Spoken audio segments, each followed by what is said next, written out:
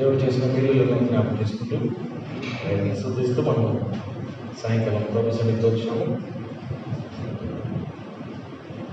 నేను నా జీవితంలో కూడా దేవుడు చేసిన వీడియోని బట్టి వందనాలు చెల్లిస్తున్నాను.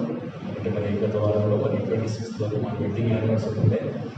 సో దేవుడు మరి 23 సంవత్సరంలో మన దాంపత్య జీవితంలో దేవుడు మమ్మల్ని కాపాడుతూ మరి ఆయన సేవలో నడిపిస్తున్నాడు. మరి కుటుంబంగా మరి ప్రభుత్వ సేవించడంలో ఆనందాన్ని మరి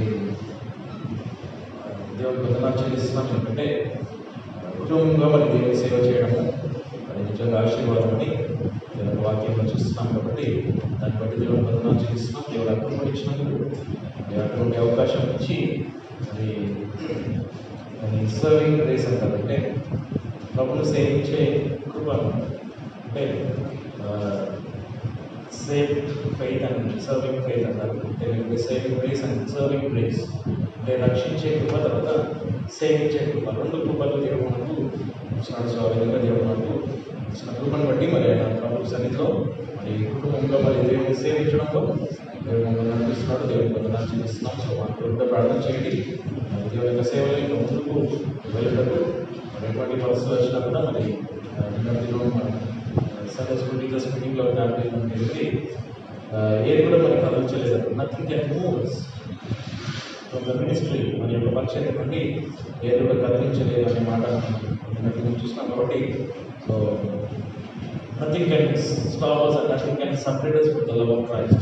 మరి ఏది కూడా మరి క్రీస్తు ప్రేమ నుండి ఆపలేదు, మరి క్రీస్తు ప్రేమ నుండి ఏది కూడా వేరు చేయలేదు అనేది మనం దేవుని వాక్యంలో చూస్తున్నాం. కాబట్టి అలాగే దేవుడు చూసిన దేవుని బట్టి మరి మా కుటుంబం బట్టి దేవుడు వందనాలు చెల్లిస్తున్నాం. మరి ఇంకా మనం సాయంకాలం వేళ మరి ప్రత్యక్ష గ్రంథంలో ఉన్నాము. మరి 19th చాప్టర్ ఆల్మోస్ట్ మనం ఫినిష్ చేసినాము. ఎందుకంటే 19th చాప్టర్లో మరి చివరికి మనం అక్కడ అరణ్యగుండాన్ని వార్ చేయడం తర్వాత ఇమీడియట్లీ మరి అక్కడ వెయ్యిల పరిపాలన చేయడం అనేది జరగడం అనేది మనం చూస్తున్నాం. సో దిస్ బ్యూటిఫుల్ చాప్టర్ అనగా 28th chapter is most excited chapter అనమాట. ఎందుకంటే it speaks about the millennium god's kingdom, మరి దేవుని రాజ్యం సంగతి మాట్లాడడం మనం చూస్తున్నాం. So many scriptures talked about prophesied about this millennium, ఈ యొక్క వేల పరిపాలన గురించి అనేకమైన లేఖన భాగాలు మరి పాత నిబంధనలో ఈ రాజ్యం సంగతి, ఈ వేల పరిపాలన సంగతి ఎన్నో వచనాలు మరి ప్రవచనాలు పరంగా మరి చెప్పడం జరిగినాయి. మరి వాటి యొక్క నెరవేర్పు మరి ఎప్పుడైతే యేసు వీరికి రాజ్య పరిపాలన చేయడానికి వస్తాడో ఆ సమయంలో మరి వచనాలు నెరవేర్చబడతాయని మనం ఇక్కడ చూస్తున్నాం. కాబట్టి సో మనం ఈ యొక్క కొత్త చాప్టర్లోకి వచ్చినాం. సో లాస్ట్ 3 చాప్టర్స్ మరి చాలా గంభీరమైన అధ్యాయాన్ని చాలా సింపుల్గా కనబడతాయి, కానీ దానికి వెనకాల మనం బ్యాక్గ్రౌండ్ వెళ్ళి చూస్తే మనకి పాత నిబంధనలలో మరి ఈ చాప్టర్ 20 and 21 and 22 మరి 3 అధ్యాయాల గురించి మనము పాత నిబంధనలో మరి చాలా మనకు వచనాలు మనకు దొరుకుతాయి. ఇక్కడ మనకు అంత డీటెయిల్గా అంటే మనకి లోతుగా లేవు, కానీ మనము బైబిల్ మనకు వెళ్ళి చూస్తే వీటికి సంబంధించిన వచనాలు ఎన్నో మనము పరీక్షించగలుగుతాం. సో మనం ఎగ్జామిన్ చేసి మరి దాంట్లో ఎన్నో విషయాలు మనం నేర్చుకోగలుగుతాము. సో ఇది ఈ యొక్క అధ్యాయం మనము కొత్త అధ్యాయంలోకి వచ్చినాము, చాప్టర్ 20. ఇంకే మనము ఇంకొక 2 చాప్టర్స్ అయితే మనం బైబిల్ స్టడీ రెవల్యూషన్ మీద మనం ఫినిష్ అవుతుంది. మరి చాలా దగ్గరలో ఉన్నాము, కానీ మరి దేవుడు మనకి ఎంత సమయం ఇస్తే అంతవరకు మనము దీంట్లో మనం ముందుకు వెళ్దాము. ఇంకొక మాట జ్ఞాపకం చేయాలి, మరి దేవుడు మనకు ఆయన ఇచ్చిన కృప వర్తమే. ఎందుకంటే ఇటువంటి స్టడీస్ మనకు సాధారణంగా మరి యొక్క ఎస్కటాలజీ అంటారు, అంటే అంత్యదినంలో యొక్క పఠనము ఏదైతుందో వాటిని గురించి మనము పఠించడానికి సాధారణంగా మనం నేర్చుకోవాలంటే బైబిల్ కాలేజ్ వెళ్ళాలి. బైబిల్ కాలేజ్లో వెళ్ళి మనం ఒక 4 years మనం డిగ్రీ చేసిన తర్వాత మనకు మాస్టర్స్ వస్తుంది, తర్వాత డాక్టరేట్ వస్తుంది. సో ఇవన్నీ కూడా టోటల్ 6 years. మరి 6 సంవత్సరాల యొక్క చదివిన తర్వాత అప్పుడు మనకు కొద్ది జ్ఞానం అనేది వస్తుంది. కానీ బెస్ట్ బైబిల్ కాలేజ్ ఏంటంటే చర్చ్ మాత్రమే, ఎందుకంటే దేవుడు సంఘంలోనే అన్ని విషయాలు నేర్పిస్తాడు. సో ఇనీషియల్గా బైబిల్ కాలేజెస్ లేదు, చర్చెసే నేర్పించినాయి. కాబట్టి దేవుడు మనకు కూడా ఈ యొక్క స్థానిక సంఘంలో దేవుడు మనకు నేర్పిస్తున్నాడు. ఏంటంటే స్థానికంగా మరి ఇక్కడ ఉండే విషయాలనే మరి మనం సంఘంలో ఇంకెక్కువ నేర్చుకుంటాం. ఎందుకంటే చర్చ్ ద్వారానే దేవుడు ఒక ఆత్మకార్యం జరుగుతుంది అనేది మరి ప్రాముఖ్యంగా మనం చూడగలుగుతాం. ఎందుకంటే బైబిల్ కాలేజ్ ద్వారా అనేది ఒక ఆర్గనైజేషన్, ఒక ఇన్స్టిట్యూషన్ మరి మనం ఏర్పాటు చేస్తున్నాం. కానీ సంఘం ద్వారానే మరి దేవుడు మనకు ఎన్నో విషయాలు నేర్పిస్తున్నాడు. మరి ఒకసారి జ్ఞాపకం చేసినా కూడా ఒక కంపారిజన్లో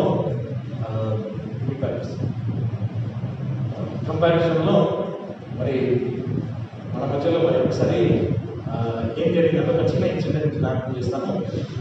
నేను పేరు చెప్పాను కానీ జ్ఞాపకం చేస్తాను.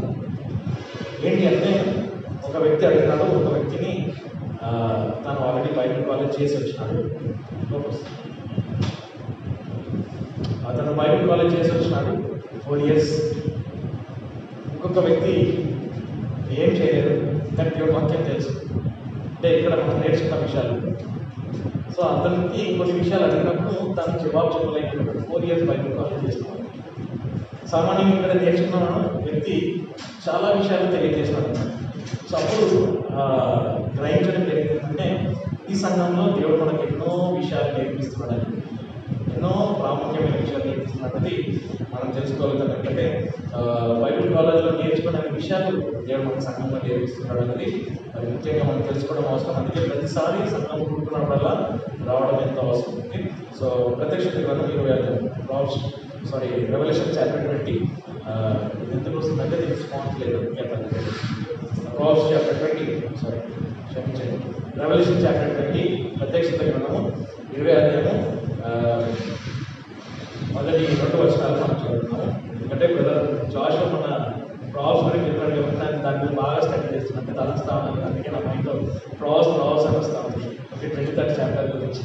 Okay, so that is the effect of the word of God. దేవుని వాక్యం యొక్క ప్రభావం అలాగే ఉంటుంది. ఒకసారి మనం విన్నామంటే అది మన మనసులో తిరుగుతూ ఉంటుంది అన్నమాట. Okay, so real enjoyed that Wednesday మరి బుధవారం సాయంకాలం వాక్యం ఆనందించినాను. ఎందుకంటే సామెతల గ్రంథం 23 అధ్యాయం చేసినట్టు అది నా మనసులో తిరుగుతూ ఉంది అన్నమాట. రోజు అంటే 3 దినాల నుండి ఆ వచనాలు తిరుగుతూనే ఉన్నాయి. అందుకే నా మనసులో ప్రాబ్స్ అనిపిస్తుంది. రెవల్యూషన్ చాప్టర్ 20 ప్రత్యక్షత గ్రంథం 20 అధ్యాయం మొదటి 3 వచనాలు చదువుతున్నాం. First 3 verses. మరియు అంతులేని గోతి యొక్క తాళపు చెవిని తన హస్తంలో గొప్ప గొలుసును కలిగి ఉన్న పరలోకం నుండి దిగి వచ్చిన ఒక దేవదూతను నేను చూచితిని. మరియు అతడు ఆ కటి సర్పముపై అనగా ఆ ప్రాచీన సర్పమైన దయ్యమును మరియు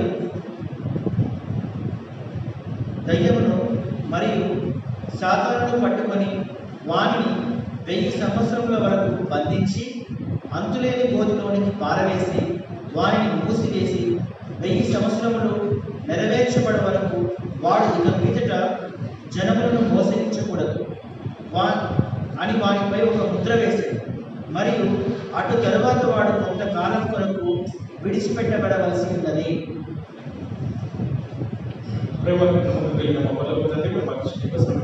చెల్లిస్తున్నాము.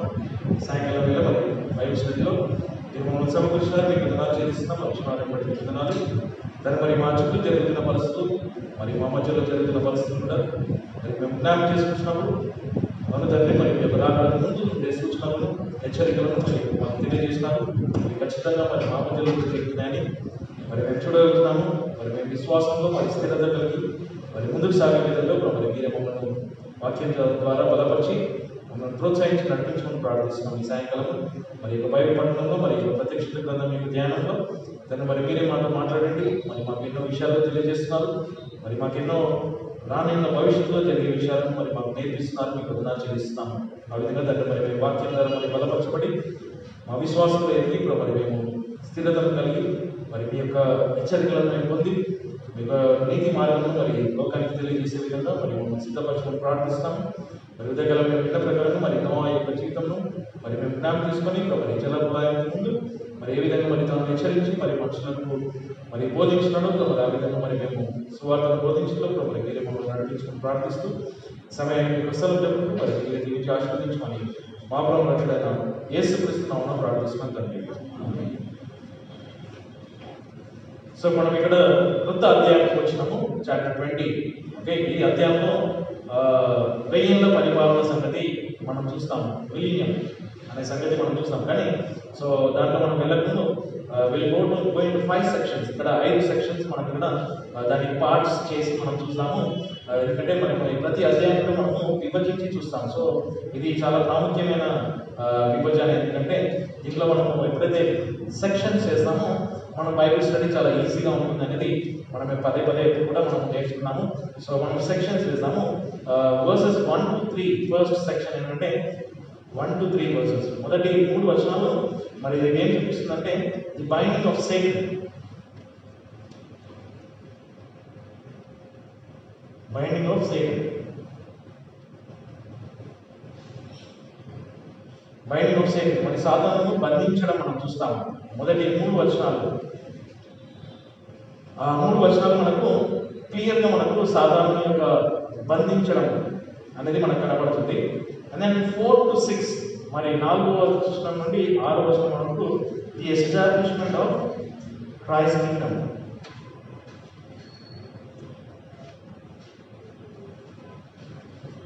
క్రైస్ట్ కింగ్డమ్ క్రీస్తు యొక్క మరి రాజ్యము పరిపాలన, establishment of the Christ kingdom. Okay, and then ఇంకొక సెక్షన్ ఏంటంటే 7 to 10 వర్సెస్ 7 to 10, 7 నుంచి 10వ వచనం వరకు ఇంకొక సెక్షన్ అన్నమాట. ఇదేంటంటే the release and the final revolt of Satan. The release and final revolt of Satan. Release. So ఇక్కడ ఎందుకంటే ఫస్ట్ 3 వర్సెస్ మనకి ఏం చూపిస్తుంది అంటే తనను బంధించడము. ఈ 4 to 6 వర్సెస్ ఏవైతే ఉన్నాయో 4 నుంచి 6 వచనాలు it speaks about millennium, 1000 years, 1000 సంవత్సరాలు మరి దేవుడు అక్కడ మాట్లాడడం మనం చూస్తాం. 1000 years. అండ్ దాని తర్వాత మిలీనియం మరి రిలీజ్ ఆఫ్ సైడ్ పైన ఇక్కడ బంధించిన తర్వాత ఇక్కడ రిలీజ్ చేసిన తర్వాత ఫైనల్ రివోల్ట్ అనే మాట మనం ఇక్కడ చూస్తే, రివోల్ట్ అంటే దాని అర్థం ఏంటంటే the revolt to take violent action against a established government or ruler. That is what the meaning of revolt అంటే తిరుగుబాటు చేయడం అన్నమాట. అంటే ఏ రాజ్యం అయితే స్థాపించబడిందో ఆ రాజ్యానికి వ్యతిరేకంగా మరి సాధారణ విడుదల చేయబడుతున్న తర్వాత తను రివోల్ట్ అవుతాడు అనమాట, అంటే తిరుగుబాటు చేస్తాడు అనమాట. అగేన్స్ట్ ది క్రైస్ట్, క్రీస్తుకు విరుద్ధంగా మరి తిరుగుబాటు చేస్తాడు. That is his final revolt అనమాట.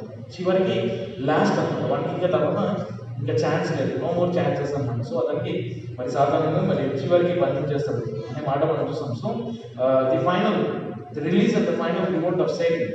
Revolt means to take violent action against an established government. Already మరి స్థాపించబడిన రాజ్యానికి వ్యతిరేకంగా తిరుగుబాటు చేయడం అన్నమాట. సో అది ఫైనల్ రివోల్ట్ అన్నమాట. ఇక్కడ ఒక మాట మనము గమనిస్తాం, ఓన్లీ 11th verse. ఓకే, ఇక్కడ ఒక సెక్షన్ మనం ఇంకొక సెక్షన్ చేయొచ్చు. 11th verse ఏం చూపిస్తుందంటే the end of present heaven and earth. మరి ఇప్పుడు ప్రస్తుతం ప్రెసెంట్ ఉండే హెవెన్ అండ్ ఎర్త్ యొక్క ముగింపు అనమాట. ఓన్లీ 11th verse లో మనం చూస్తాం. ఓకే, అండ్ దెన్ మళ్ళీ మనం దాని కంటిన్యూషన్ ఇంకొక పార్ట్ ఏంటంటే 11 to 15. ఇంకొకటి మన లాస్ట్ సెక్షన్ ఏంటంటే చివరికి మరి 11 నుంచి 15వ వచనం వరకు Christ white throne judgement. White throne judgement, క్రీస్తు యొక్క న్యాయపీఠం అనే మాట మనం ఇక్కడ చూస్తాం. సో 11 నుంచి 15వ వచనం వరకు మరి దీని యొక్క వివరణ. సో ఇక్కడ మనకు బైబిల్లో మనం ఇక్కడ చూస్తే ఈ 4 నుంచి 6 వచనాలే మనకు 1000 ఏళ్ల పరిపాలన సంగతి మాట్లాడుతుంది. ఆ 1000 ఏళ్ల పరిపాలనలో ఎలా ఉంటుంది ఆ ఎరా అంటారు అంటే ఆ సమయం, ఈ మిలీనియం అనే సమయం ఎలా ఉంటుంది అనేది మనకు ప్రత్యక్షత గ్రంథంలో చెప్పలేదు. సో దీంట్లో మనం ఇంకొక మాట మనం గమనించాలి. ప్రత్యక్షత గ్రంథం అంతా కూడా మనకి ఏం చూపిస్తుందంటే బుక్ ఆఫ్ రెవల్యూషన్ ఏం చూపిస్తుందంటే మనకు తెలుసు దీని యొక్క సెక్షన్స్ మనం ఎవరైనా జ్ఞాపకం ఉంటే ఫస్ట్ 3 మొదటి నుంచి 3 అధ్యాయం వరకు first 3 chapters. Okay, first 2 chapters ఏం చూపిస్తుంది? ఓకే, మనం దీంట్లో వెళ్ళాలి. ఫస్ట్ చాప్టర్ ఏం చూపిస్తుంది? ఫస్ట్ చాప్టర్ ఏం చెప్తుంది? ఇట్స్ అబౌట్ క్రైస్ట్ రెవల్యూషన్, అంటే ఇప్పుడు యేసుక్రీస్తు యొక్క ప్రత్యక్షత. 2-3 అధ్యాయాలు సింపుల్ గా మనం అవుట్లైన్స్ చూసుకుంటాం. ఓకే, 2వ అధ్యాయం 3వ అధ్యాయం ఏం చూపిస్తుంది? చర్చెస్, సంఘం గురించి మాట్లాడుతుంది. 7 churches. And then 4th chapter it's all about rapture, ఎత్తబడడం సంగతి చూస్తాం. అండ్ దెన్ 5th chapter లో heavenly vision. 5th chapter heavenly vision. 5th chapter లో ఏముంది? హెవెన్లీ విజన్, పరలోకం ఎలా ఉంటుంది, హెవెన్లీ విజన్ అన్నమాట. So once you enter into heaven, పరలోకం నుండి వెళ్ళిన తర్వాత ఫస్ట్ నువ్వు చూసే దృశ్యం ఏంటి? ఓకే, మనం బ్యాక్ వెళ్తాం. ఓకే, మన బైబిల్ స్టడీలో బ్యాక్ వెళ్తాం. So what you see in heaven? First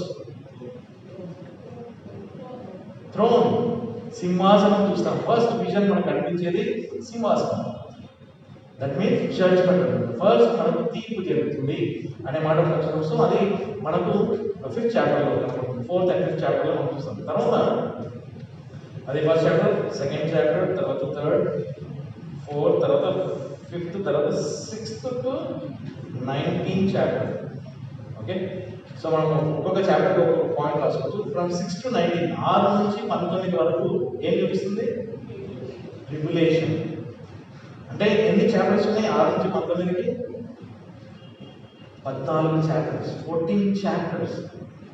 God has taken 14 chapters to give a clear and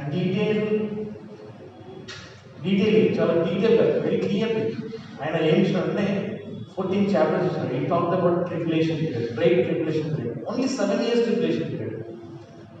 6 నుంచి 19 అధ్యాయంలో కేవలం 7 ఏళ్ల శ్రమకాలం సమయం మాట్లాడే 7 years కొరకే ఇన్ని అధ్యాయాలు దేవుడు మాట్లాడాడు.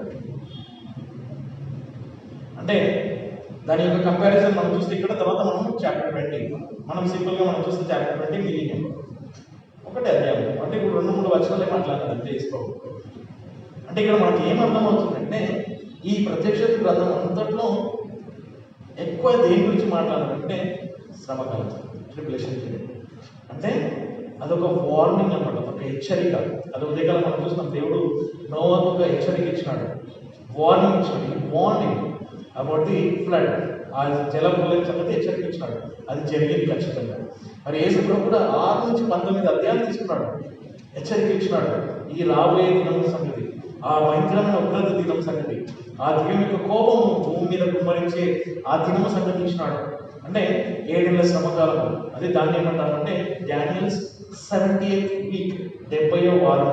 70వ వారం అంతా కూడా Daniel 70th week is completely 6 to 19. 70వ వారం, 78th వీక్. సో ఈ 70వ వారంలో ఏదైతే దానియేలు గ్రంథంలో మరి ప్రవచనం చెప్పినాడో, దానియేలు 70 వారాల యొక్క ప్రవచనము 69 వారాలు ముగించినాయి. 69వ వారము ఎప్పుడు ముగించిందంటే మెస్సయ్య ఎప్పుడైతే ఈ లోకంలో నుండి వెళ్ళిపోయాడు, అంటే కొట్టివేయబడినాడు. అంటే యేసు ప్రభు ఈ లోకంలో ఆయన వచ్చి మన పాపముల కొరకు ఎప్పుడైతే శిలువలో మరణించాడో 69వ వారం ముగించేసింది అన్నమాట. ఇంకొక వారం పెండింగ్ ఉంది. ఆ వారం పెండింగ్ పాజ్ చేసినాడు అన్నమాట. దేవుడు తన టైం లోపల పాజ్ చేసినాడు. ఏం పాజ్ చేసినాడు అంటే మనకు గ్రేస్ అనేది ఇచ్చినాడు, కృప అనేది ఇచ్చినాడు. అంటే మనకు అన్యజనులకు సువార్తను అందించినాడు. జస్ట్ దేవుడు ఆయన రికార్డులో కూడా ఆయన టైం లోపల జస్ట్ పాజ్ చేస్తున్నాడు, బటన్ నొక్కున్నాడు అంతే. ఆపి మన సమయం తీసుకొని వచ్చినాడు అన్నమాట. ఈ సమయం అయిపోయిన తర్వాత మళ్ళీ ఆన్ చేస్తాడు. ఆన్ చేయడమే 6 to 19, 6 నుంచి 19 అధ్యాయం అన్నమాట. సో 14 అధ్యాయాల యొక్క వివరణ ఈ యొక్క 7 ఏళ్ల శ్రమకాలం సంగతి చెప్పాడు. తర్వాత 20వ వారంలో 20వ అధ్యాయంలో మిలీనియం సంగతి చెప్పాడు. సో అది మనం అక్కడ చూస్తాం. సో ఎన్నో విషయాలు మనం అక్కడ నేర్చుకుంటున్నాం. అంటే దేవుడు మరి యేసు ప్రభు కూడా మరి భూమి మీదకి వచ్చినప్పుడు ఆయన పరలోకం కంటే నరకం సంగతి ఎక్కువ మాట్లాడాడు, రాబోయే దినాల సంగతి మాట్లాడాడు కదా. అందుకే యేసు ప్రభు ఆరంభంలో అంతంలో 2 పర్వతముల మీద ఉపదేశం చేసినాడు. He taught on the 2 mountains. One is on the Sermon on the Mount, and then Olivet Discourse అంటారు. అంటే ఆ ఒలివ పర్వతం మీద ఆయన ఇచ్చిన వివరణ అన్నమాట. ఒలివ పర్వతం మీద దేని గురించి చెప్పినాడంటే అంతము సంగతి. ఆ Sermon on the Mount 5వ అధ్యాయం, మత్తయి సువార్త 5, 6, 7 అధ్యాయాలు అయితే ఆ కొండ మీద ఉపదేశం ఏదైతే చెప్పినాడో ఆ ఉపదేశం అంతా కూడా ఈ సమయం అన్నమాట. అంటే మనం ఎలా దేవుని రాజ్యంలో ప్రవేశించాలి, ఆత్మీయమైన జీవితం. ఆ ఒలివ పర్వతం మీద చివరికి యేసు ప్రభు వారికి వివరించి చెప్పినాడు. మత్తయి సువార్త 24వ అధ్యాయంలో అక్కడ వివరించినంతా కూడా అంతము సంగతి. సో అప్పుడుండే సమయం, తర్వాత అంతం సంగతి. అంటే యేసు ప్రభు రానున్న అంతం సంగతి మాట్లాడాడు, రానున్న ఉగ్రత సంగతి మాట్లాడాడు, రానున్న మరి తీర్పు సంగతి మాట్లాడాడు. అంటే యేసు ప్రభు వాటిని గురించి తెలియజేసినాడు అన్నమాట. యేసు ప్రభు ఆయన భూమికి వచ్చి వాటిని తెలియజేసినాడు. భూమి తెలియజేయడమే కాకుండా చాలా డీటెయిల్గా మరి అపోస్తులైన యోహానుకు ఈ యొక్క ప్రత్యక్షత ఇచ్చినాడు అన్నమాట యేసు ప్రభు. ఆ ప్రత్యక్షత ఇచ్చి ఆ సంఘాలకు అన్నిటికీ పంపించినాడు ఈ పుస్తకం. మరి యొక్క వివరణ అందరికీ తెలియజేసినాడు. సర్వలోకంలో ఎక్కడైతే సంఘాలు ఉన్నాయో ఆ సంఘాలన్నిటికీ మరి యేసు ప్రభు ఈ యొక్క ప్రత్యక్షతను పంపించినాడు అనేది మనం ఇక్కడ చూస్తాం. కాబట్టి ఈ యొక్క మనం 5 సెక్షన్స్ మనం చూసినాము.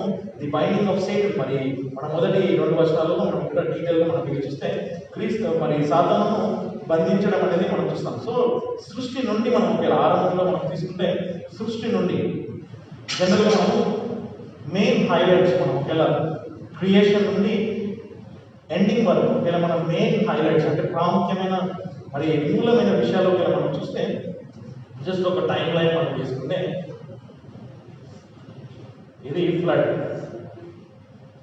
ఓకే, క్రియేషన్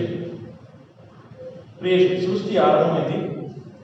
సృష్టి ఆరంభం నుండి ఒకటి మనకు జరిగింది ఏంటంటే ఫస్ట్ ఒక ఇన్సిడెంట్, జలప్రలయం జరిగింది, లోకమంతా నాశనం చేయడం జరిగింది నోవా సమయంలో. తర్వాత అక్కడ నుండి మనము ఇంకొక ఇన్సిడెంట్ మనం ఏం చూస్తామంటే యేసు ప్రభు ఈ లోకానికి రావడం, అది క్రూసిఫిక్షన్ ఆర్ మరి ఇక్కడ సాల్వేషన్ అనే మాట మనం తీసుకోవచ్చు. అంటే మన రక్షణ శిలువ కార్యం జరిగింది, క్రూసిఫిక్షన్ అనేది జరిగింది. తర్వాత మనకు ఇంకా మెయిన్ ఇన్సిడెంట్స్ ఇక్కడ మనకి ఇది ఈ ఫ్లడ్ అనేది ఏది ఉందో ఇట్ ఈస్ జడ్జ్మెంట్, తీర్పు. ఇక్కడ తీర్పు జరిగింది మానవ కోటి మీద, ఇక్కడ కూడా జడ్జ్మెంట్ జరిగింది, ఇక్కడ కూడా తీర్పు జరిగింది. అంటే మన మీద పడవలసిన శిక్ష అంతా కూడా యేసు ప్రభు మీద వేసినాడు దేవుడు, మనము పొందవలసిన శిక్ష అంతా కూడా యేసు ప్రభు. అందుకే ఆ పాత్రను ఆయన మీద కుమ్మరించడం జరిగింది అనమాట. అందుకే యేసు ప్రభు అంటాడు గెత్సేమనే తోటలో, తండ్రి నీకు ఇష్టమైతే ఈ పాత్రను తొలగించాడు, కాదు ఇది నేను త్రాగాల్సింది. ఏంటి అది త్రాగేది, ఏంటి ఆ పాత్ర?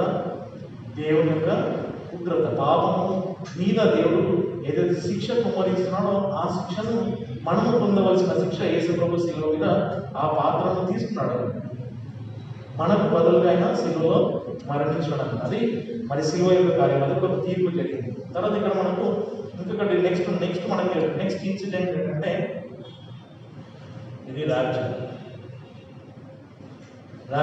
ఎత్తపడడం. ఇక్కడ కూడా మనకు ఒక జడ్జ్మెంట్ ఉంది, ఒక తీర్పు జరుగుతుంది ఇక్కడ కూడా. అది క్రీస్తు న్యాయాధిపతి. కదా ఉదయకాలం నేను వచనం చూపించడం మర్చిపోయినాను. మరి 2 కొరింథీ 5:9 ఈవెన్ దేవుడు కూడా మనకు వార్నింగ్ ఇస్తున్నాడు. ఏం వార్నింగ్ ఇస్తున్నాడు? 2 కొరింథీ 5:9. కాబట్టి హాజరైనను గైరాజరైనను మేము ఆయన చేత అంగీకరించబడినట్లుగా ప్రయాసపడుచున్నాము. ఏలైనగా మనమందరమును క్రీస్తు న్యాయపీఠం ఎదుట అగుపడవలెను. అలాగున తాను చేసిన ప్రకారముగా అది మంచిదైనను లేక చెడ్డదైనను తన దేహంలో చేసిన వాటిని బట్టి ప్రతి ఒక్కడును పొందను. అది ఎక్కడంట? ఇది అనమాట రాక్షసు దగ్గర అయినప్పుడు ఇక్కడ జరిగే తీర్పు అనమాట. మనం ఎత్తపడిన తర్వాత జరిగే తీర్పు ఇది white throne judgement seat of Christ అంటారు, బీమా అంటారు. బీమా అంటే ఇక్కడ ఏదైతే క్రీస్తు న్యాయపీఠం అనే మాట ఉందో దానిని బీమా అంటారు. ఇక్కడ మన మిస్టర్ ఒకసారి ఆ బీమా సంగతి చాలా రోజులు చెప్తున్నాడు, బీమా అంటే ఏంటి అని. సో బీమా దగ్గర ఏం జరుగుతుంది అంటే, సో గ్రీక్ పదంలో మరి ఇక్కడ జడ్జ్మెంట్ సీట్ ఆఫ్ క్రైస్ట్, క్రీస్తు న్యాయపీఠం అనే మాట అక్కడ ఏదైతే మనకు రాయబడిందో, మరి we must all appear before the judgement seat of Christ. క్రీస్తు యొక్క న్యాయపీఠం అనేది బీమా అంటారు. సో ఆ బీమా దగ్గర మనకు తీర్పు జరుగుతుంది, అక్కడ కూడా ఒక జడ్జ్మెంట్ ఉంది. అండ్ 11 ఉంటుంది. కావున ప్రభు యొక్క భీకరత్వమును ఎరిగి మేము మనుషులను ఒప్పించుచున్నాము, కానీ మేము దేవునికి ప్రత్యక్షపరచబడి ఉన్నాము, మరియు మీ మనస్సాక్షితో కూడా ప్రత్యక్షపరచబడి ఉన్నామని నేను నమ్ముచున్నాను. Knowing therefore the terror of the Lord, knowing therefore the terror of the Lord, we persuade men. మేము మనుషులను ఏం చేస్తున్నాడంట? దేవుని యొక్క భీకరత్వమును ఎరిగి. ఏంటి ఆ భీకరత్వము? What is the terror of the lord? దేవుని యొక్క భీకరత్వం ఏంటి? ఫ్యూచర్ అనమాట, future events are the terror things అనమాట. అంటే చాలా భీకరమైన సంగతులు. ఏంటివి ఫ్యూచర్లో జరిగేవి? Judgment seat of Christ. తర్వాత మనకు ఇంకోటి ఉంది ఇక్కడ, మనకు ఇది మిలీనియం అనమాట, 1000 years మిలీనియం. తర్వాత మళ్ళా ఇక్కడ ఇంకొక జడ్జ్మెంట్ ఉంది, ఇంకోటి ఇది వైట్ థ్రోన్ జడ్జ్మెంట్. సో ఇది ధవల సింహాసనం అనే మాట తీర్పు. సో ఇక్కడ మనం ఈ సమయం సంగతి ఇప్పుడు మనకు జ్ఞాపకం పడుతుంది. సో పౌలు అంటాడు దేవుని యొక్క భీకరత్వమును చూసి రాబోయే కదా 11 మళ్ళీ చదివించున్నాను. కావున ప్రభు యొక్క భీకరత్వమును ఎరిగినాము. Knowing the terror of the lord. ప్రభు యొక్క భీకరత్వం ఎరిగి మేము మనుషులను ఒప్పించుచున్నాం. We are trying to persuade men. మొన్నటి దినం నా బుధవారం మళ్ళీ జ్ఞాపకం చేయడం జరిగింది అక్కడ. సో దాంట్లో ఇంకా అదేంటంటే ఒక విషయం మనం జ్ఞాపకం చేసుకుంటే కూడా లోతు భార్య విషయంలో అదే మన బ్రదర్స్ నేను మాట్లాడుతుంటే లోతు భార్య విషయంలో మనం అనుకుంటున్నాం కదా కొన్నిసార్లు, అరే ఇంత వాక్యం తెలిసి ఇంత తెలిసి ఎందుకు మనుషులు ఇలా చేస్తున్నారు అని ఒక చిన్న తలంపుతో డిస్కషన్ చేసినాం.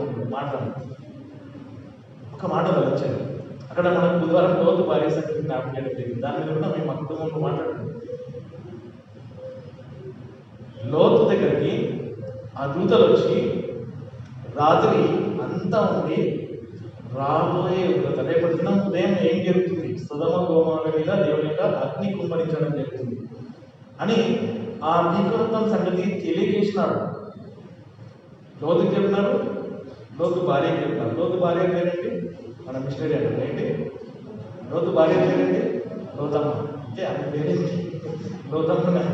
ఓకే, సో ఆమె కూడా తెలియజేసినాడు. లోతుకు, లోతు భార్యకు, తన పిల్లలకు అందరికీ తెలియజేసినారు. కానీ అక్కడ లోతు అంట ఉదయం అవుతుంది, తెల్లవారుజామున అవుతుంది. అయితే లోతు ఏం చేసినాడంట? ఈ వాజ్ లింగరింగ్ అంట. ఆయన తడబడుతున్నాడు, పోవాలా పోవాలి, ఆ పని ఈ పని ఈ పని ఆ పని చేసుకుంటూ కూర్చున్నాడు అనమాట. అరే పోదాం నడవే అంటే కూడా వెళ్తాడు అనమాట. ఆలస్యం చేస్తున్నాడు అనమాట. ఏం చేస్తున్నాడు? దేవుడు ఆ దూతలు లోతును, లోతు భార్యను, వాళ్ళ పిల్లల్ని అందరి చేతులు పట్టుకొని ఈడ్చుకొని ఉంటున్నాడు.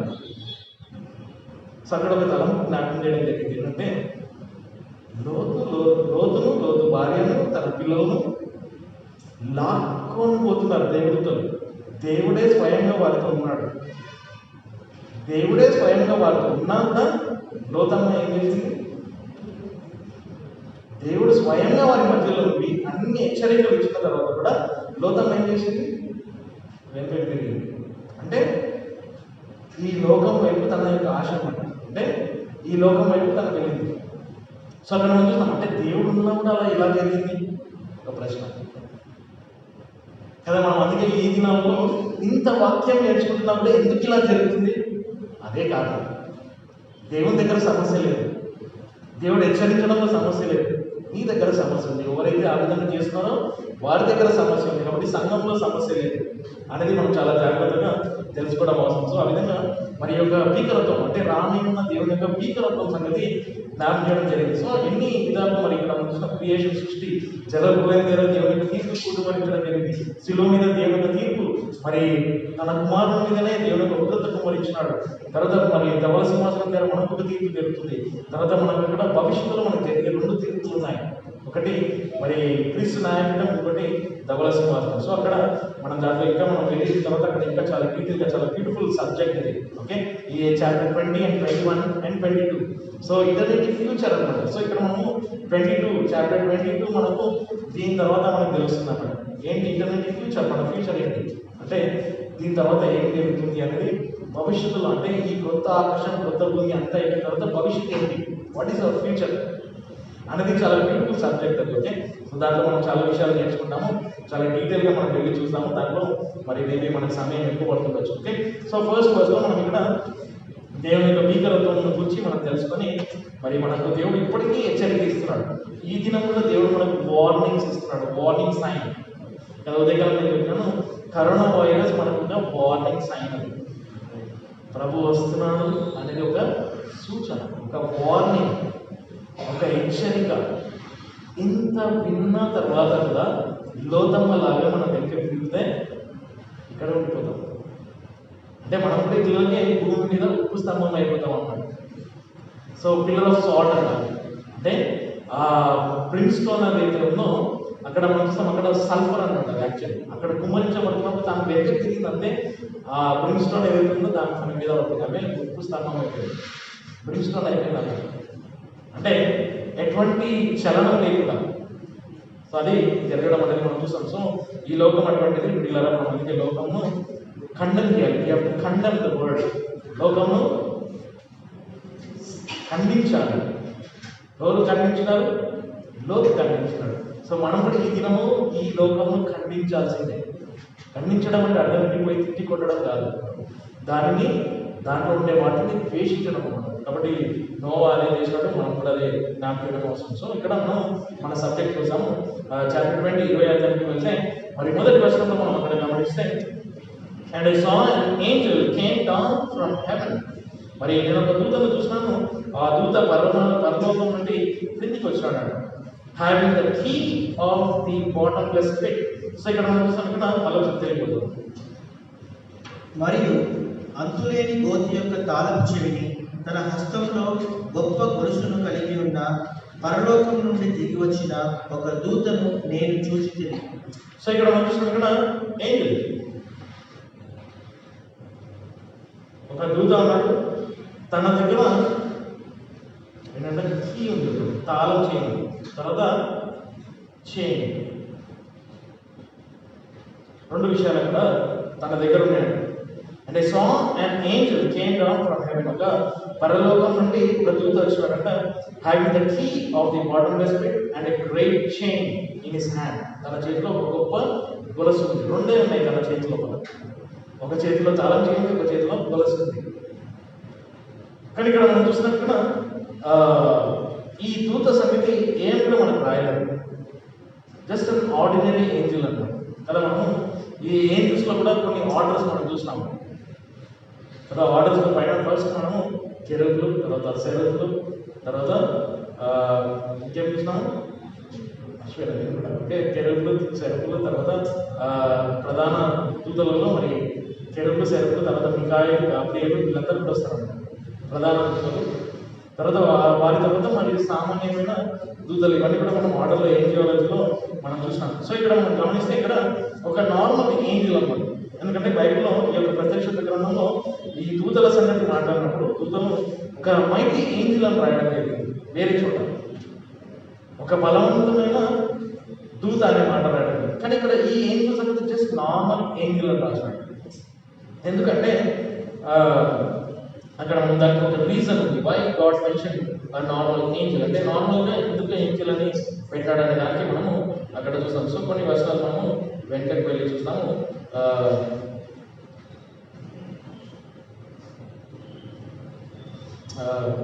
10th chapter ఫస్ట్ వర్స్, పదవ అధ్యాయం మొదటి వచనం చూద్దాం. పదవ అధ్యాయం మొదటి వచనము, ఇదే ప్రత్యక్షత గ్రంథం పదవ అధ్యాయం మొదటి వచనం. మరియు ఆ మేఘంతో ధరింపబడిన వేరొక బలమైన దూత. చాలు, ఇక్కడ మనం చూస్తాం. And I saw another mighty Angel. ఒక బలమైన దూత ఉన్నారు, బలమైన దూతలు ఉన్నారు, అంటే దూతలు ఉన్నారు. సో ఆ బలమైన దూత అనే మాట ఇక్కడ వాడలేదు, ఎందుకంటే సాతానాన్ని బంధించడంలో బలమైన దూత వాడలేదు. ఎందుకు అనేది మనం ఇక్కడ చూస్తాం. ఇంకొక వచనం చూస్తాం, అదే 18వ అధ్యాయం 21వ వచనం, 18th chapter 21st verse. 18th chapter 21st verse. మరియు ఒక బలమైన దూత. చాలు, ఒక బలమైన దూత. After these things I saw another Angel.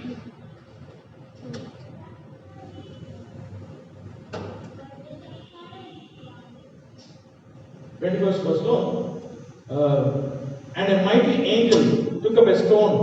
ఒక బలమైన దూత ఒక రాయిని తీసుకుంటాం. ఒక మైటీ ఏంజెల్ అనే మాట మనం అక్కడ చూస్తాం. అంటే ఇక్కడ వచ్చినప్పుడేమో నార్మల్గా ఏంజెల్ అనే పదం వాడినారు.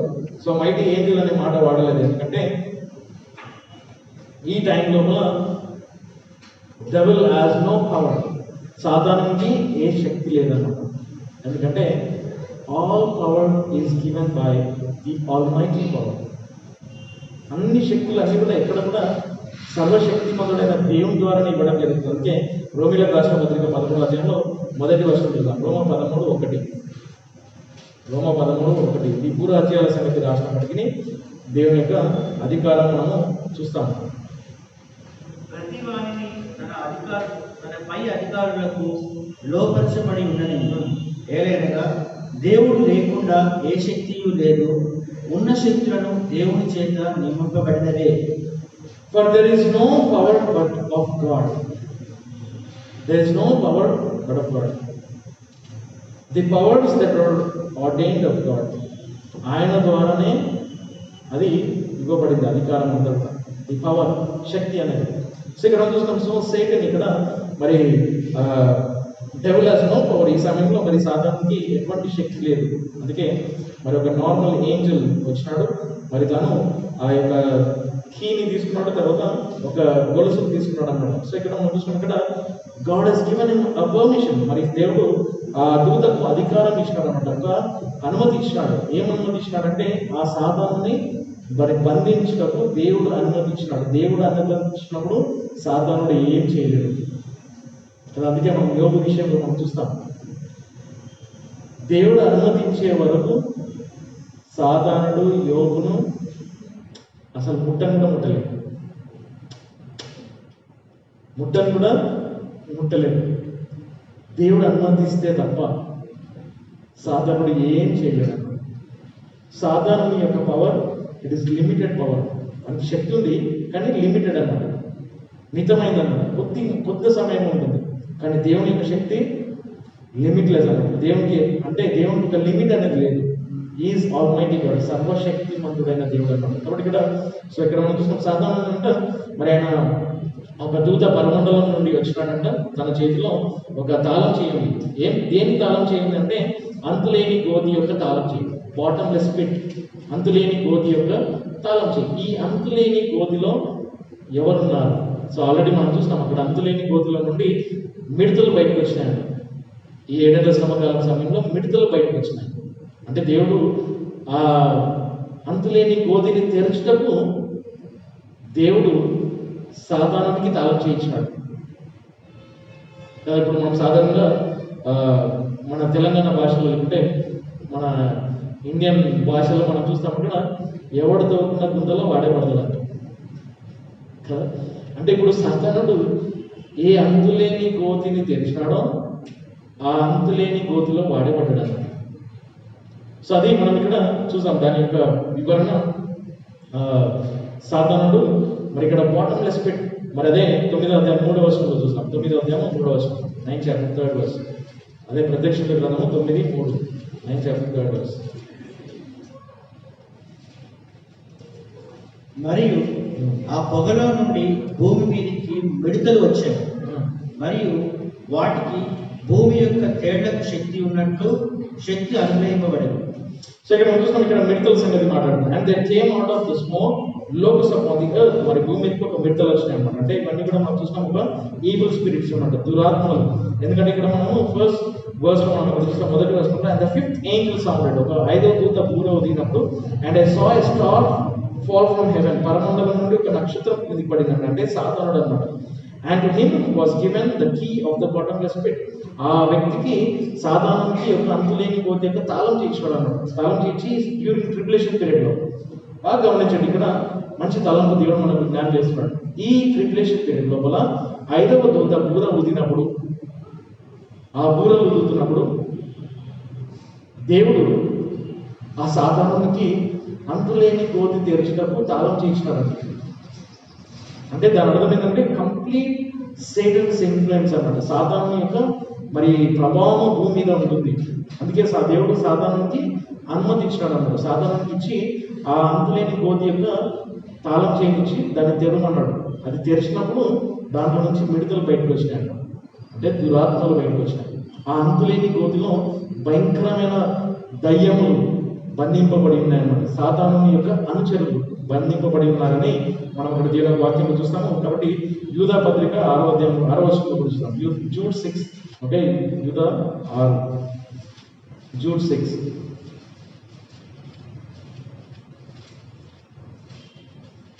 And the angels which kept not their first estate, but left their own habitation, he hath reserved in an everlasting change under darkness unto the judgment of the great day. మరి ఇక్కడ దూతలు ఎవరైతే వారి యొక్క మొదటి స్థితిని కోల్పోయినారు, అంటే మనము ఏవైతే పడిపోయిన దూతలు ఉన్నాయో అవన్నీ దయ్యాలన్నమాట. పడిపోయిన దూతలు అన్నీ కూడా దయ్యాలు. సో అవన్నీ కూడా మరి అంతులేని గోతిలో మరి బంధించబడి ఉన్నాయంట. అంటే కటిక చీకటిలో మరి సంఖ్యలతో బంధించబడి ఉన్నాయంట. అది తీర్పు దినం వరకు.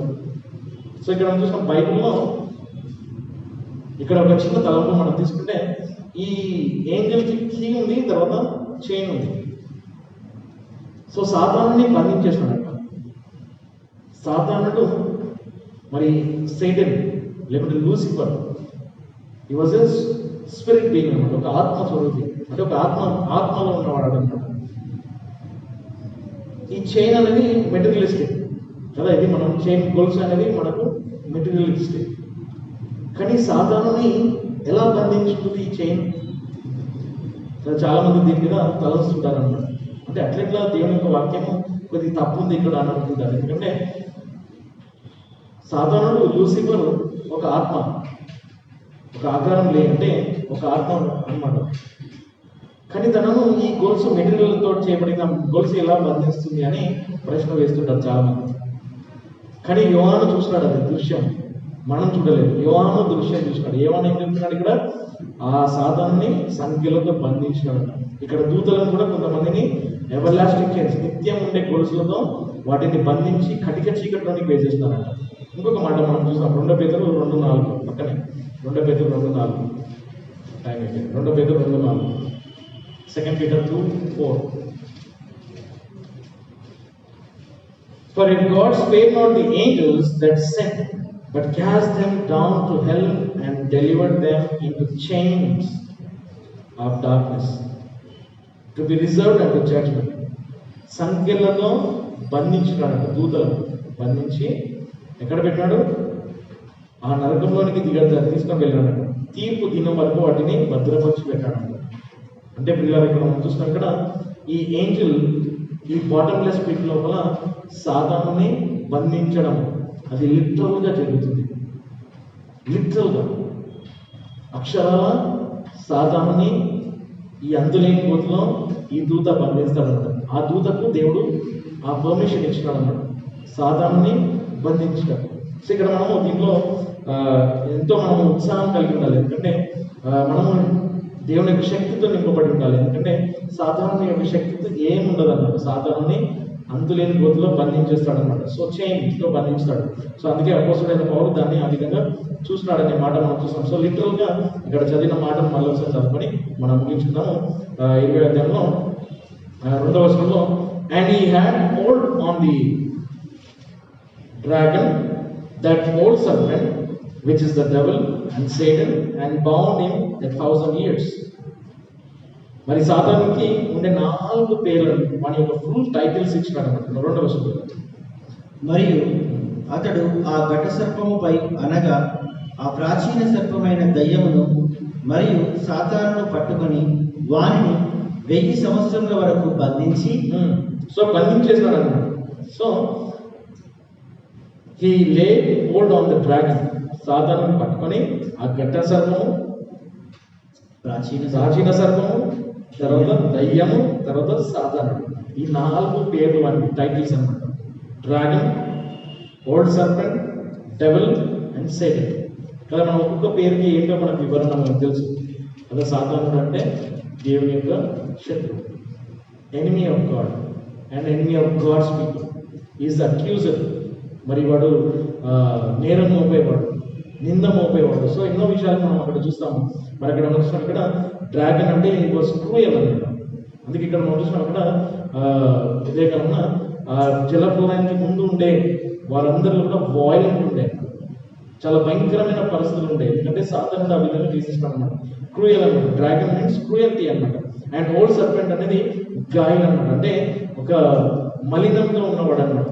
అందుకే యేసు ప్రభు తను సిలువ వేస్తున్నప్పుడు తను నోరు తెరవలేదంట, తన లోపల ఎటువంటి కపటము లేకుండేనట, తను నిందారహితుడుగా ఉండే అన్నమాట. సో అట్లా మనం చూసినాం ఇక్కడ సాతానుడు మరి అటువంటి విషముతో ఉండే అన్నమాట. తర్వాత డెవిల్, మరి was the tempter of men. Devil అంటే దయ్యము, అంటే మనం శోధించేవాడు అన్నాడు, మనము భయంకరమైన పాపంతో శోధించేవాడు. మరి సాతానుడు మన శత్రువు అని మనం ఇక్కడ చూస్తున్నాం. కాబట్టి సో దేవుడు మనకి ఒక సాయంకాలం జ్ఞానం చేసినప్పుడు ఏంటంటే ఈ యొక్క సాతానుడు, దయ్యము, ప్రాచీన సర్పము, మరి మహాఘట సర్పము ఏవైతే ఉన్నాయో ఇవన్నీ కూడా సాతాను యొక్క బిరుదులు అన్నమాట. వాటి యొక్క క్యారెక్టర్స్, వాటి యొక్క యాక్టివిటీ అన్నమాట. వాడు చేసే వాటికి ఉండే బిరుదులు, వాడు చేసే పనులు. సో భయంకరంగా ఆరంభం నుండి, సృష్టి ఆరంభం నుండి ఆదాము వాళ్ళ దగ్గర నుండి వాడందరినీ మోసం చేసుకుంటూ వచ్చినాడు. సో ఆ విధంగా చివరికి వాడు అంతులేని గోతిలో వెళ్ళిపోతాడు, బంధిస్తాడు. దేవుడు బంధిస్తాడు. మరి ఇప్పుడెందుకు దేవుడు బంధించడం లేదు? కదా చాలా మంది ఈ దినాల్లో కరెస్పాండింగ్ చూపించిన వారు సాతాను నేను బంధిస్తున్నాను, ఏ సునామంలో నువ్వు వెళ్ళిపోంటారు, బంధించేస్తారు. ఎక్కడ బంధించినారు? ఒక ప్రశ్న అడుగుతాను, ఎక్కడ బంధించినారు సాతానుని? సో ఎక్కడ బంధిస్తారు? ఏం లేదు అవన్నీ. అంటే మనుషులు ఆ విధంగా దాంట్లో పడిపోతున్నారు. సాతానుని బంధించడం కేవలం ఇక్కడ మాత్రమే ఉంది. అది కూడా దేవుడు ఈ 7,000 సంవత్సరాల తర్వాత ఆర్మగడ్డానికి యుద్ధం జరిగిన తర్వాత ఆయన భూమికి వస్తున్నప్పుడు అక్కడ సమయంలో ఆయన భూమికి రావడం, ఆర్మగడ్డానికి యుద్ధం జరగడం, అక్కడ సాతానుని అంతులేని గోతిలో బంధించడం. ఎప్పుడైతే బంధిస్తామో అప్పుడు మన లోకం మీద, భూమి మీద మరి సమాధానం అనేది పీస్ అనేది ఉంటుంది. There will be no spiritual darkness, అంటే ఆత్మీయమైన అంధకారం అనేది ఉన్నది ఇంకా 1000 ఏళ్ల పరిపాలనలో. సో చాలా మంచి లెసన్ అది మనకు 1000 ఏళ్ల పరిపాలన సంగతి. ఎందుకంటే సాతానుని బంధించేస్తాడు. బంధించిన తర్వాత భూమి మీద సమాధానం అనేది ఉంటుంది, పీస్ అనేది ఉంటుంది, లిటరల్ పీస్ అన్నమాట. తర్వాత ఆత్మీయమైన అంధకారం ఉండదు. ఎందుకంటే సాతానుడే ఆత్మీయమైన అంధకారం తీసుకొని వచ్చేవాడు. మన మనోనేత్రంలో గుడ్డిపరిచిన వాడే సాతానుడు. ఆ వెలుగుత వేషం వేసుకొని వచ్చినాడు. సాతానుడు, దయ్యము, అపవాది వీటన్నీ కూడా ఉండడు ఇంకా 1000 ఏళ్ల పరిపాలన సమయంలో. మరి దేవుని యొక్క రాజ్యంలో మరి ఏ విధంగా ఉంటుందనేది మనం తెలుసు. కాబట్టి సాతానుని ఆ విధంగా బంధించినాడంట. 3వ వచనం ఇంటికి వెళ్ళక మనం చూస్తే అక్కడ మరి చాలా మంచి మాటలు ఉన్నాయి. జస్ట్ ఒక మాట మనం తలంచి వెళ్తాము. ఇంటికి వెళ్ళక మీరు దీని మీద ధ్యానించండి. And cast him into the bottomless pit.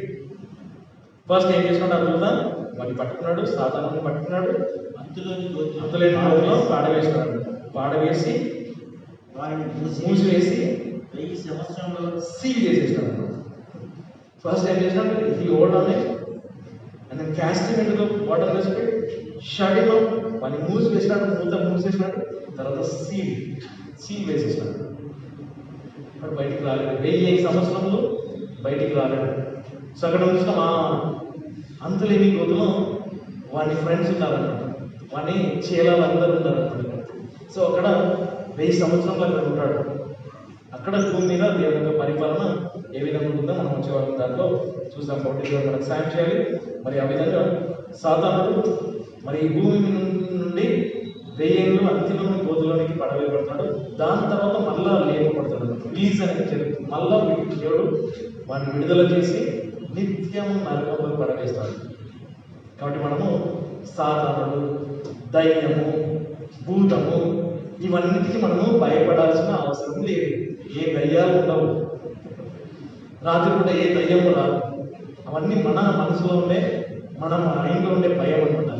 కాబట్టి ఈ సాతానుకి దేవుడు తీసుకొని వెళ్ళి అంతులేని గోతిలో పడేస్తాడు, వాడిని తీసుకొని నరకంలో పడేస్తాడు. కాబట్టి సాతానుకి మనం భయపడాల్సిన అవసరం లేదు, మన దేవునికి భయపడాలి. అందుకే నోవా అంట దేవునికి భయపడ్డాడు. ఈ ఫియర్డ్ గాడ్. మరి అందుకే విశ్వాసంతో దేవునికి అంటాడు. దేవునికి ఆ భయంతో ఆయన ఓడను చేసినాడంట. ఈ fear mood into prepare an art. While was preparing an art. ఆయన ఓడను తయారు చేస్తుండగా వర్తమానం చెప్తున్నాడు. దేవుని భయంతో చేసినాడు. కాబట్టి మనకు కావాల్సింది దేవుని భయం, దయ్యం భయం కాదు, దేవుని భయం కావాలి. ఎప్పుడైతే మనకు దేవుని భయం ఉంటుందో అన్నీ ఫాలో అవుతాయి అన్నమాట. కదా మన పిల్లలను ఉంటాం, అసలు మీకు తల్లిదండ్రుల భయం ఉందా, టీచర్ భయం ఉందా, అసలు పిల్లలకి ఏం కావాలి? ఫస్ట్ దేవుని భయం కావాలి. దేవుని భయం మనకుంటే మన పిల్లలు కూడా దేవుని భయం ఉంటుంది, మన పిల్లలకు దేవుని భయం ఉంటే తల్లిదండ్రుల భయం కూడా ఉంటుంది ఆటోమేటిక్గా. కాబట్టి దేవుడు మనకు సాయం చేయాలి. మరి సాధారణ గురించి మనము భయపడాల్సిన అవసరం లేదు, ఏ దయ్యం గురించి భయపడాల్సిన అవసరం లేదు. ఎందుకంటే దేవుడు అంతులేని గోతిలో వాటిని బంధించేస్తాడు. 1000 years మిలీనియం అంతా కూడా సాతానుని పైన చేసి పెట్టాలి. అది మనం ఇక్కడ నేర్చుకుంటున్నాం. కాబట్టి దేవుడు మనకు సాయం చేయాలి. మరి ఎవరికైనా మన ప్రశ్నలు ఉంటే అడగవచ్చు.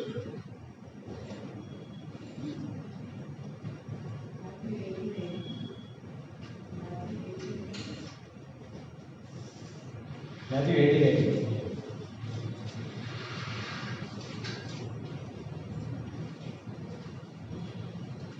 మీరు పరలోకంలో ఏ పని చేస్తారో భూమి మీద పని చేయాలి. Can we find Satan's activities? సాధారణ యొక్క క్రియలను మనం బంధించగలుగుతామా అనేది ఇక్కడ మనం ఒకవేళ చూస్తే ఇక్కడ యేసు ప్రభు తను చెప్పిన కాంటెక్స్ట్లోకి మనం చూస్తే వెన్ ఇట్ కమ్స్ టు ఆ డిసిప్లినరీ యాక్షన్ చేసే దాంట్లో యేసు ప్రభు ఆ కాంటెక్స్ట్లో మాట్లాడినాడు. అంటే సంఘంలో నుంచి ఎప్పుడైతే ఇటువంటి మనం సండే చేసిన ప్రకారంగా అటువంటి తీర్మానాలలో మరి దేవుడు జ్ఞాపం చేసినాడు, మరి ప్రభావాలు జ్ఞాపం చేసినాడు. కానీ సాధారణ యొక్క యాక్టివిటీస్ ఏవైతే ఉన్నాయో మనం బంధించగలుగుతామంటే ఒక ప్రశ్న ఏంటంటే, ఒక తలంపు మనం ఏం తీసుకోవచ్చు అంటే, సాధారణ యొక్క యాక్టివిటీస్ని మనము బంధించగలుగుతామా అనేది ఒక పాయింట్. కానీ మన లోపల ఉన్నవాడు లోకంలో ఉన్నవాడి కంటే గొప్పవాడు. కాబట్టి మన దేవుడు మన లోపల ఉన్నప్పుడు సాధారణుడు మనం ఏమి కూడా చేయలేదు. మన యొక్క యాక్టివిటీస్ ఏవైతే ఉన్నాయో, మన యొక్క కుయుక్తులు, మరి వాటన్నిటిని కూడా మనము, అందుకే ఒక మంచి మాట చెప్తాడు అక్కడ, సాధారణ యొక్క వాయిల్స్ అంటారు ఇక్కడ ఎఫిషియన్స్ 6:11 అంటారు కదా. సాధారణ యొక్క తంత్రములను ఎరిగిన వారము, అంటే ఏమన్నా ఎరగని వారము కాదు. అదే ఎఫిషియన్స్ 6:11. మీరు దయ్యం యొక్క తంత్రములకు విరుద్ధంగా నిల్వ సమర్థులై ఉండనట్టు దేవుడి సర్వాంగ కవచం. సో ఇక్కడ simple. How can we bind the Satan's activities? Very simple. అది ఇక్కడ మనం సాధారణ యొక్క తంత్రములను ఏం చేయాలంటే మళ్ళీ తంత్రములకు విరుద్ధంగా సమర్థులై. సో బైబిల్ మనకి ఏం చెప్తుందంటే వాటికి విరుద్ధంగా మనం నిలబడాలి. అంటే సర్వాంగ కవచం ధరించుకోవాలి. ఎవరి కవచం అది? దేవుని యొక్క గాడ్స్ ఆర్మర్. దేవుని యొక్క సర్వాంగ కవచం ధరించుకోవాలి. మన సొంతంగా మనం ఏం కూడా నిలబడలేదు, మన సొంతంగా మనం ఏం కూడా చేయలేము. కానీ దేవుని యొక్క సర్వాంగ కవచం, whole armour of God, complete armour of God మనం వేసుకున్నప్పుడు మరి సాధారణ యొక్క కుయుక్తులు ఏవైతే తంత్రం ఉన్నాయో, మన యొక్క యాక్టివిటీస్ ఏమున్నాయో, మరి ఇక్కడ యేసు ప్రభు చెప్పినట్టు, మరి ఇక్కడ 18:18లో మనకి ఇక్కడ జ్ఞాపకం చేసినట్టు, very very I say to you, whatsoever he shall bind on the earth shall be bound in heaven, whatsoever he shall loose on the earth shall be loosed in heaven. So అక్కడ మనం చూసినట్టు అది సందర్భం కాంటెక్స్లో మనం చూస్తే ఇక్కడ సంఘం యొక్క నిర్ణయం, సంఘం యొక్క తీర్మానం అన్నమాట. అంటే సంఘము ఎప్పుడైతే ఒక విధంగా తీర్మానం చేస్తుందో దేవుడు దాన్ని అంగీకరిస్తాడు అన్నమాట. అందుకే నరకలో ద్వారంలో దాని నిలబడదు. అంటే సంఘానికి ఉండే హైయర్ అథారిటీ అన్నమాట. భూమి మీద ఉండే దేవుని యొక్క అధికారం అంతా కూడా సంఘం. సో ఈ సంఘం ఎప్పుడైతే మరి అందుకే ఇక్కడ మనం పేరు కూడా రాస్తుంది కదా, మరి గర్జించు సింహం వల్లే సాధారణ మనము తిరుగుతున్నాడు. మరి గర్జించు సింహం వల్లే తిరుగుతున్నప్పుడు ఎవరిని మృగాలను చూస్తున్నాడు అన్నమాట. సో అది వాళ్ళు సాధారణ చేసే పని వాడు చేస్తున్నాడు. కానీ మనం సంఘంగా చేయవలసిన పని ఏంటంటే, ఇక్కడ మనం పౌలు జ్ఞాపకం చేసిన ప్రకారంగా ఎఫిషియన్స్లో 6 మనం సర్వాంగ కవచం ధరించుకొని మరి సాధారణ యొక్క మరి నేను యాక్చువల్లీ చాలా పాయింట్స్ రాసుకున్నాను ఇక్కడ. సాధారణ ఏం చేస్తాడంటే మన మనసులో ఈవిల్ థాట్స్ వేస్తాడంట. అందుకే మనకు హెల్మెట్ ఆఫ్ సాల్వేషన్ ఉండాలి. ఈవిల్ థాట్స్ మన లోపల వస్తాయి. వాడు బాణాలు వేస్తాడు, మనకు ఫైరీ డాట్స్ వేస్తాడు, అగ్ని బాణాలు వేస్తున్నాడు అన్నమాట. దాన్ని ఎలా మనం దాన్ని ఆపగలుగుతాము? షీల్డ్ కదా, డాలుతో మనం దాన్ని ఆపగలుగుతాం. డాలు అంటే ఫెయిత్, విశ్వాసం వల్ల. సో అక్కడ వీటన్నిటిని మనం ఎదిరించగలుగుతాము. వాడు సాధారణ మన లోపల మన మనసులో మనం అవి సాధారణ యొక్క వివరణ మనం చూస్తాము, నెక్స్ట్ వీక్ చూస్తాము. సో మన మనసులో ఎటువంటి తలపులు వేస్తాడు, ఎటువంటి దుర్మార్గమైన తలపులు వేస్తాడు, దాన్ని ఎదిరించడానికి మనం విశ్వాసంతో మనం ముందుకు వెళ్ళడం. సో ఇవన్నీ కూడా ఆ విధంగా సాధారణ యొక్క కుయుక్తులను మనము ఎదుర్కోగలుగుతాం. దాన్ని వాటిని మన మీద రాకుండా ఆపగలుగుతాం. అంటే సర్వాంగ కవచం ధరించుకోవడం. సో అది ఇక్కడ మన 16వ అధ్యాయం 18వ వర్షంలో చెప్పింది ఏంటంటే డిసిప్లినరీ యాక్షన్ యొక్క కాంటెక్స్ట్ అనమాట. అంటే సంఘం ఎప్పుడైతే 2-3 కూడి ఎప్పుడైతే అక్కడ ఉంటారో, ఒక నిర్ణయం తీసుకుంటారో, వారి మధ్యలో ఉండి మరి దేవుడి యొక్క కార్యం జరుగుతుంది. అంటే సంఘం కూడి ఉండడం. సో అది మరి ఇక్కడ జ్ఞాపకం చేయడం జరిగింది. ఎందుకంటే సాధారణని మనము వాటి యొక్క యాక్టివిటీస్ని ఏ విధంగా బంధించగలుగుతాము అంటే, సంఘానికి ఎంత దేవుడు అధికారం ఇచ్చినాడంటే, ప్రార్థన యొక్క శక్తి ఎంత ఇచ్చినాడంటే, మనకుండే వెపన్ అదొకటే, ఏంటి? ప్రార్థన. కాబట్టి కొన్ని పరిస్థితుల్లో సాధారణ యొక్క యాక్టివిటీస్ అదే ఇప్పుడు మనం ఒకవేళ చూస్తే చరిత్రలో మనం చూస్తే మరి ఆరంభం నుండి మనం చూస్తే వారి మీద భయంకరమైన హింస వచ్చింది, మరణం వచ్చింది. సో సాధారణ ఆ విధంగా మరి వారిని భయంకరంగా చెదరగొట్టేసినాడు. కానీ సంఘము నిలకడగా ఉండి ప్రార్థన చేసింది కదా. మరి పేతులు చెరసాలలో బంధించినప్పుడు మరి అది అక్కడ పరిసయ్యులు మరి వీళ్ళందరూ కూడా ఆయన పేరును బంధించేసినారు. కానీ అవన్నీ సేవన్స్ యొక్క యాక్టివిటీస్ అన్నమాట. కానీ దాన్ని బద్దలు కొట్టింది సంఘం యొక్క ప్రార్థన. కాబట్టి సంఘానికి మనకు దేవుడు ఇచ్చిన ప్రార్థన యొక్క అధికారం. సో దాంతో మనము ప్రార్థించి మనం వాటిని చేయించి వెళ్ళగలుగుతాం, దాన్ని ఎదుర్కొని వెళ్ళగలుగుతాం. సో ఆ విధంగా మరి సంఘానికి ఉండే అధికారం ఉంటుంది. ఆ విధంగా దేవుడు మనకు సాయం చేస్తాడు ప్రార్థన ద్వారా. కాబట్టి మనము డైరెక్ట్గా వెళ్ళి మరి తల మీద బయటకు పెట్టి ప్రార్థన చేసి సాతానా వెళ్ళిపో, పారిపో నిన్ను బంధిస్తున్నాను, ఎక్కడ బంధించి చేయలేకపోతుంటారు, ఏమో చేస్తుంటారు. వాటిని మరి సాధారణ ఆ విధంగా వెళ్ళగొట్టడం లేదు. కానీ మనము స్థిరంగా ఎప్పుడైతే విశ్వాసం అని నిలిచి ఉంటామో మరి ఖచ్చితంగా సాధారణంగా పారిపోవడం. ఒక చిన్న ఉదాహరణ నేను చెప్పి ముగిస్తాను. ఎప్పుడైతే మనం యేసు ప్రభువుని నమ్మినామో పరిశుద్ధాత్మ దేవుడు ప్రభుని ఎప్పుడైతే మనం విశ్వసిస్తామో పరిశుద్ధాత్మ దేవుని యొక్క నివాసం మనం హృదయంలోకి వచ్చేస్తాం. కాబట్టి మన హృదయంలో ఎప్పుడైతే పరిశుద్ధాత్మ దేవుడు వస్తాడో, అందుకే మనము ఒక వ్యక్తికి దయ్యం వెలగొట్టాల్సిన అవసరం లేదు. ఆ వ్యక్తికి సువార్తను వినిపిస్తే చాలు. అంటే తన మనసులో ఆ సువార్తను విన్నప్పుడు, యేసు ప్రభువుని నమ్మినప్పుడు దయ్యం ఆటోమేటిక్ వెళ్ళిపోతాడు. అంటే సాధారణ ఆటోమేటిక్ వెళ్ళిపోతాడు. కాబట్టి సువార్తలో ఉండే శక్తి అన్నమాట, రక్షణతో వచ్చే గంభీరమైన ఆశీర్వాదం. దేవుడు మనకు సాయం చేయాలి.